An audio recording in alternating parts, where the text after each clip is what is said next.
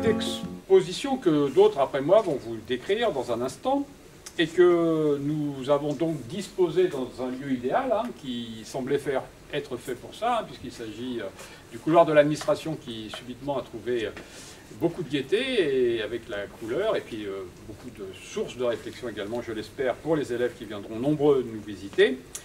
Donc cette exposition a été réalisée par l'association Paroles d'hommes et de femmes.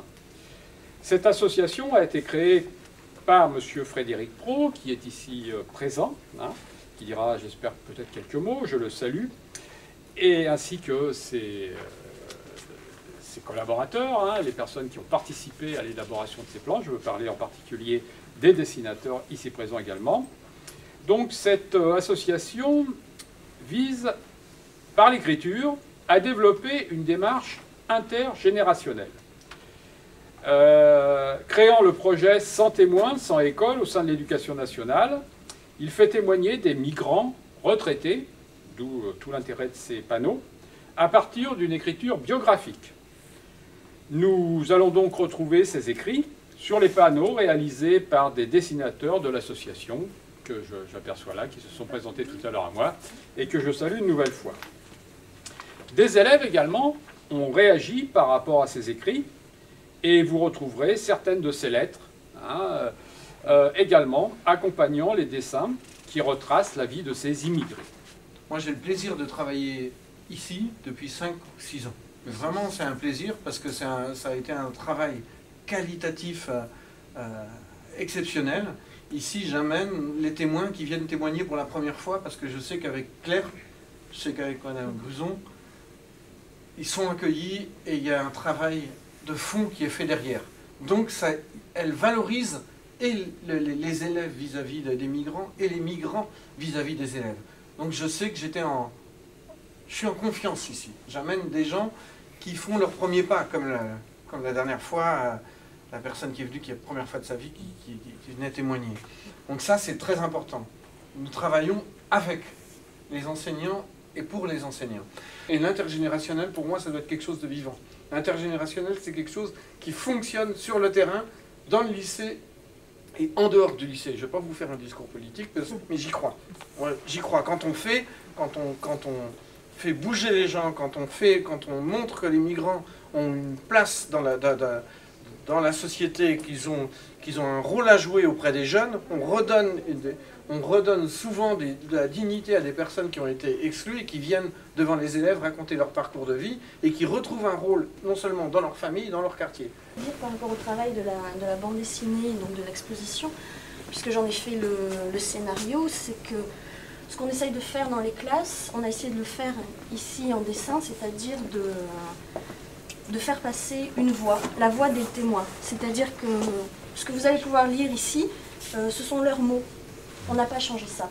On a restructuré, on a choisi des passages de leur vie, mais les mots sont les leurs. Et ce qu'on essaye de faire dans les classes, on a essayé de le faire ici en bande dessinée. Et donc voilà, j'espère qu'en regardant cette exposition ou en lisant la bande dessinée, vous arriverez à entendre leur voix. Je viens du Cameroun, un pays d'Afrique centrale. Je suis née à la veille de l'indépendance, à Douala. Ma mère se levait tous les jours à 4 h du matin pour aller chercher les fruits et les légumes chez les grossistes. Elle y allait en taxi, car il n'y avait pas de transport en commun. Elle les revendait ensuite sur un étalage dans la rue, et revenait à la maison avant que l'on parte à l'école. Lorsque je suis arrivée en France en 1985, à Paris, cela m'a paru grandiose. La première surprise, ce fut le froid. Je suis arrivée juste avec des vêtements d'été, quelques provisions et un peu d'argent. La difficulté, même à 26 ans, était d'aller à la rencontre de l'homme blanc, de se faire des camarades. J'étais un peu renfermée sur moi-même. Il y avait cependant une grande communauté africaine que je fréquentais. Le dépaysement, on le vivait en communauté, en solidarité. J'ai connu mon mari à la fac. On s'est rencontrés quelques mois après mon arrivée. Lui aussi est de Douala. Avec mon mari, nous étions sous statut étudiant. Mais avec les lois PASCA, en 1993, on nous a retiré nos papiers. Être sans papier, c'est être sans droit. On ne peut pas avoir de logement, un emploi, on n'a droit à rien. Pour vivre, c'est la débrouillardise. Au départ, j'étais venue en France pour 4 ans, pour les études. Je n'avais jamais rêvé de l'Europe. Je suis devenue picarde. J'ai passé autant de temps dans mon pays de naissance que dans mon pays de migration. Mes enfants sont picards, ils sont d'ici. Apprendre dans la vie, c'est avancer.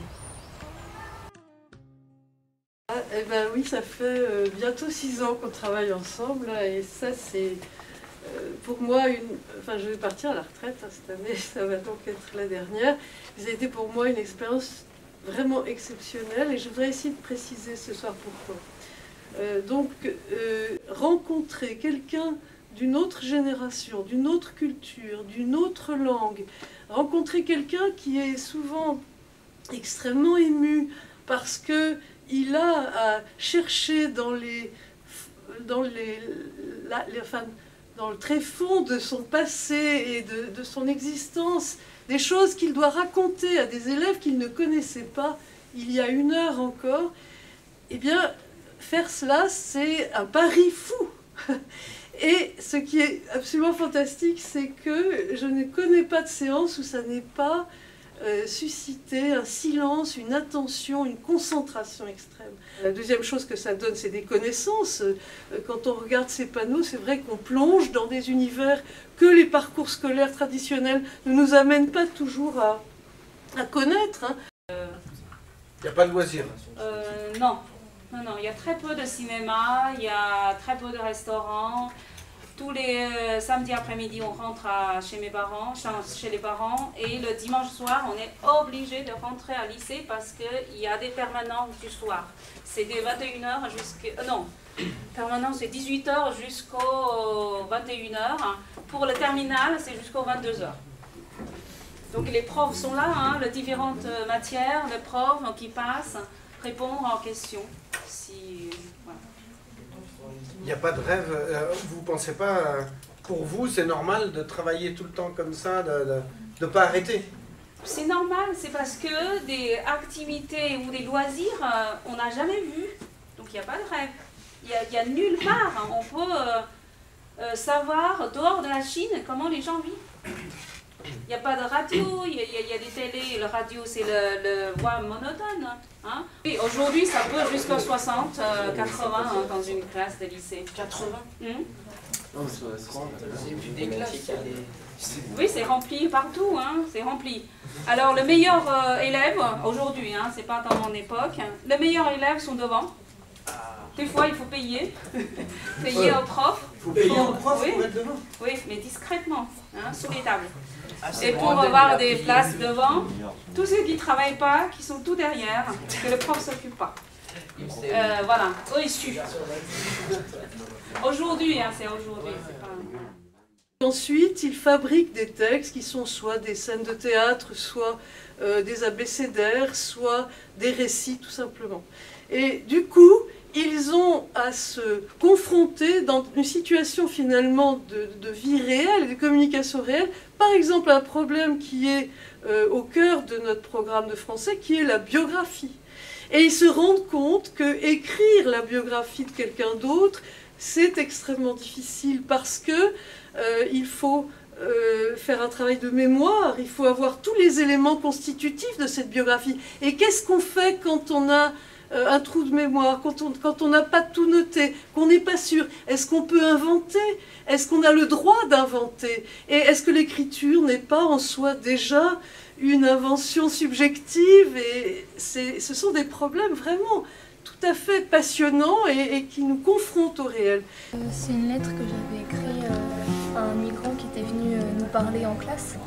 Et pour remercier le migrant qui s'appelait Mustapha Ibihi, on avait fait une lettre et je pense qu'ils l'ont repris afin d'illustrer peut-être certains passages de sa vie. Monsieur Mustapha Ibihi, je tenais à vous remercier pour votre présence. Le fait que vous soyez venu était très enrichissant. Vous avez partagé quelque chose avec nous. Votre jeunesse était différente de la nôtre. Vous viviez entouré de militaires et de cette sirène. Lorsque vous avez raconté ce moment, j'étais très attentive. J'attendais la suite de ce récit si intéressant. Je me demandais ce qui vous était arrivé, mais heureusement, il n'y a rien eu.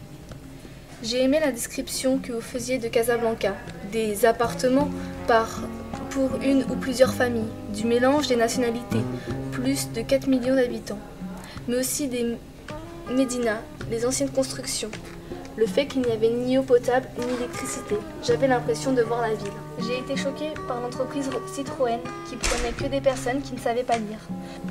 Lors de cette matinée, vous m'avez fait voyager avec vous dans des endroits où je n'étais jamais allée, comme le Maroc ou dans les usines de production à la chaîne. Encore merci. Chloé. La dernière chose finalement qui m'importe, c'est que ça construit des valeurs.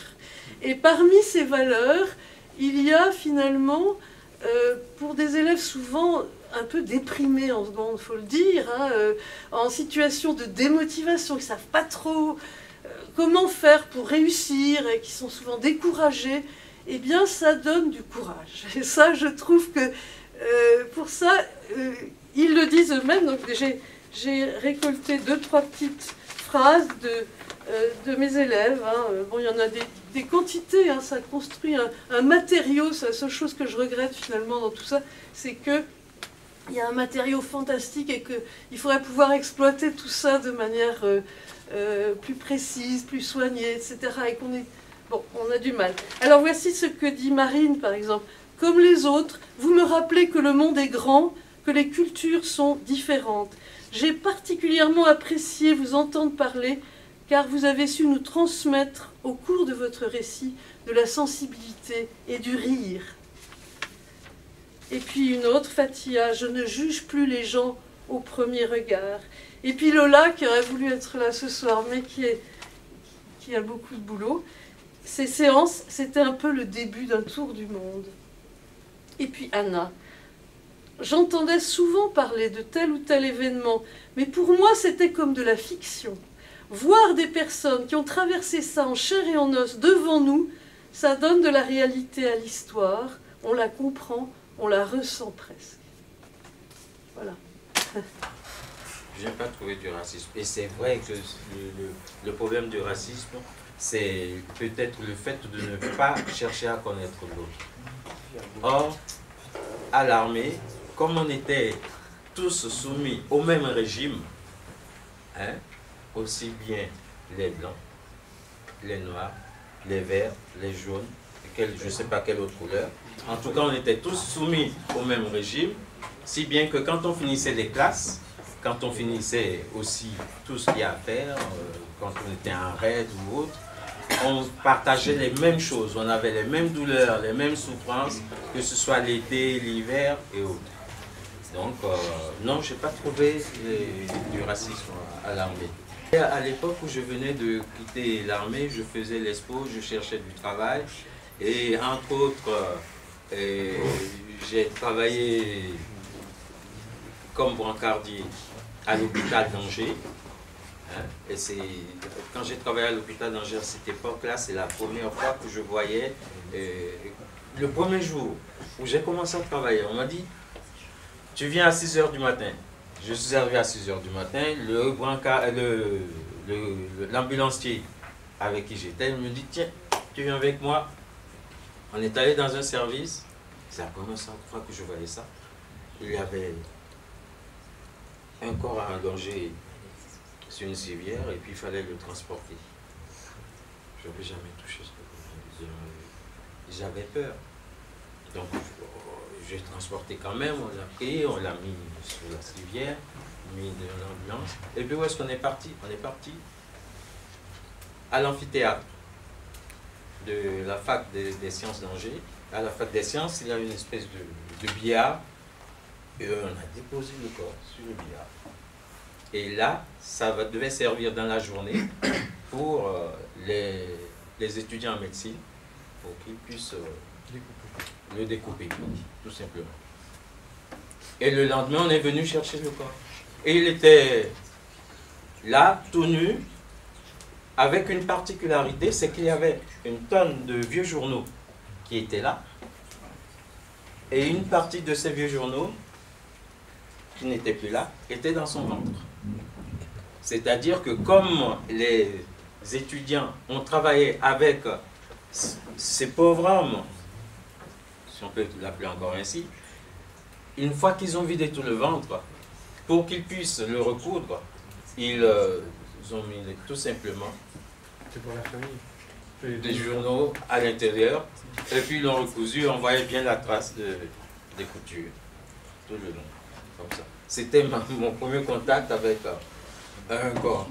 Alors j'ai quitté l'hôpital, j'ai fait d'autres métiers, et pendant que je faisais l'exposition, à cette époque-là, je travaillais comme... je travaillais dans une usine d'incinération d'ordures ménagères. C'est-à-dire que quand les camions de poubelles venaient vider, nous on était là avec des pelles et tout, et puis on faisait avancer les ordures. Dans la journée, je faisais ça, et puis le soir, j'étais en costume cravate à mon exposition où je parlais plutôt d'artiste ou quoi, hein, je parlais de ce que je faisais.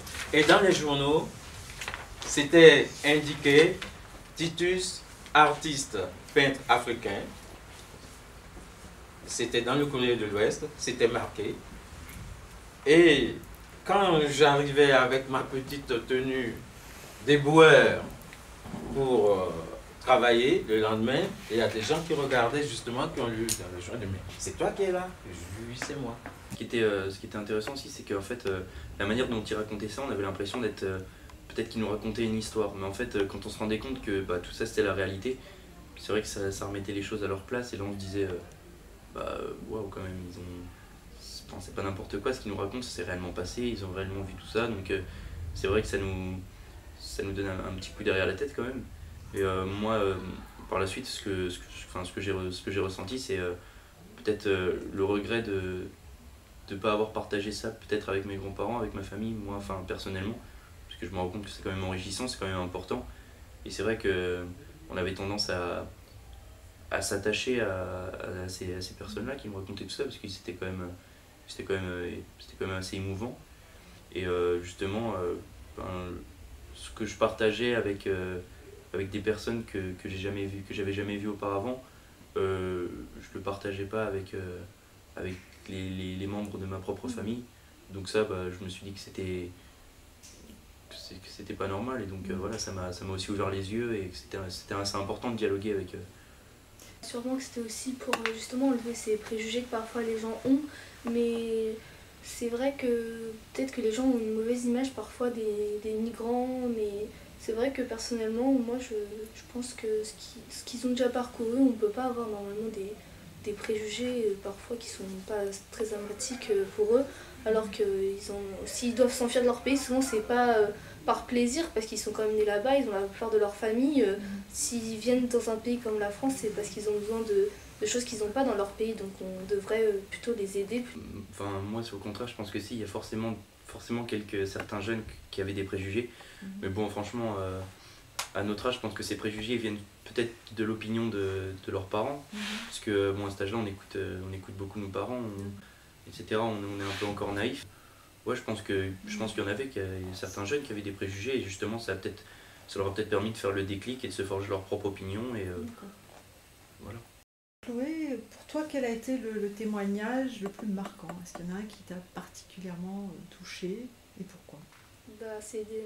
Tous les témoignages pour moi ont été comme assez marquants, mais c'est vrai qu'il y en a un qui m'a plus marqué, c'est ce témoignage d'une Portugaise qui était venue nous parler, qui était très âgée, mais qui avait une joie de vivre très impressionnante. Et personnellement, moi, elle m'a marqué dans le sens où mes parents et mes grands-parents sont nés ou d'origine portugaise, et c'est vrai que quand j'ai vu ce qu'elle a traversé, je me suis dit qu'elle avait à peu près l'âge de mes grands-parents, qu'ils avaient dû avoir pas les mêmes rencontres et les mêmes problèmes peut-être, mais en tout cas ils ont dû aussi en avoir, et c'est vrai que ça m'a marqué de voir tout ce qu'avec sa famille elle avait dû faire. Elle était jeune, et c'est vrai que moi personnellement ça m'a touchée. Et est-ce que tu te souviens d'épisodes particuliers dans son récit qui t'ont...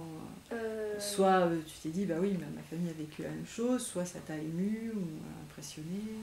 Moi c'est le nombre de fois où elle a dû faire le voyage France-Portugal, et quand elle retourne au Portugal, elle n'y allait jamais avec son père parce que son père devait rester travailler à la mine, et son père après, avec le temps, a eu une maladie au poumon provoquée par le fait de travailler tout le temps dans une mine, et c'est le nombre de fois où ou aussi en faisant ses voyages, ils sont pas revenus au bon endroit où son père travaillait. Donc en fait, ils sont revenus des fois dans le nord de la France, alors que son père était plutôt dans le sud. Mais pourquoi?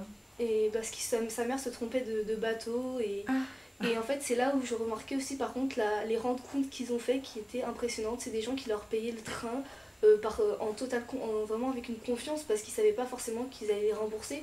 Et que si personne les avait aidés, ils seraient jamais retournés auprès de leur père. Donc moi c'était Mustapha Igbi, donc un intervenant qui venait du Maroc. C'était le premier intervenant que moi j'ai vu. Et donc ça m'a marqué, bon, pas forcément parce que c'était le premier que j'avais vu, donc je savais pas trop ce qui allait se passer, ce qu'il allait bien pouvoir nous dire, etc. Et donc moi ça m'a marqué parce qu'il était vraiment très gentil, vraiment sympa. Quand il parlait, très intéressant, très vif, il avait la joie de vivre, etc. Par moments il était très ému, donc il pleurait un peu, mais il se le cachait pas. Qu'est-ce qui pouvait l'émouvoir lorsqu'il parlait? Un peu tout, il parlait de tout, mais c'était pas forcément de la tristesse, simplement de la mélancolie, je pense, surtout. Parce qu'il nous racontait ses premiers pas en France quand il est arrivé. Il y a quelque chose, je m'en souviens, qui l'avait marqué, c'était le métro en fait. Il n'avait jamais vu le métro et il disait, il se perdait, hein. Quand on arrive à Paris, c'est vrai que c'est un peu... tous les gens, ça grouille de partout. Il nous racontait le métro, il comprenait pas, il se trompait tout le temps. Et il a dû s'adapter, il a dû trouver un travail. Il a travaillé dans les usines Renault, je crois, pendant un petit bout de temps. Donc voilà, il nous a raconté un peu tout ce qu'il avait fait, tout ce qu'il avait vu, tout ce qu'il avait vécu. Et voilà, j'ai trouvé ça sympa. Et la façon dont il le racontait, c'était très interactif, parce qu'il parlait vraiment avec nous. Il parlait pas pour parler, il était vraiment concerné. Il nous parlait à nous, il n'hésitait pas à répondre à nos questions, il n'hésitait pas à nous interpeller. Donc je l'ai trouvé vraiment très, très sympa et très intéressant. Et ces témoignages de ces jeunes qui, effectivement, dans cette période de crise et de difficulté, si cela peut leur donner une lueur d'espoir et une appétence vers certaines disciplines ou vers certains métiers, leur donner l'espoir aussi par rapport à notre histoire, puisque je crois qu'aussi cette bande dessinée nous montre à quel point notre pays est riche de toutes ces personnes qui sont venues enrichir notre pays au fil de l'histoire, et que dans le contexte actuel, on se rappelle que l'autre nous enrichit, et donc il faut ne pas en avoir peur, ne pas le chasser, et plutôt l'accueillir et lui tendre la main. Quand on apprend à changer son regard, on apprend à changer le regard à l'extérieur de l'établissement.